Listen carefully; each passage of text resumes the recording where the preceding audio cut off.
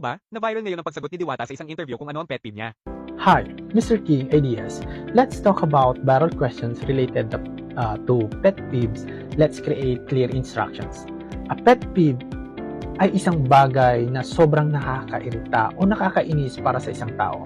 Kahit na hindi naman ito ganun ka-importante para sa iba, madalas itong mga maliliit na bagay o ugali na nakakapagpadulot ng frustration. Halimbawa, ang pet peeve ng isang tao ay maaaring ang malakas na panguya, hindi pag-aayos ng gamit o ang pagputol sa usapan.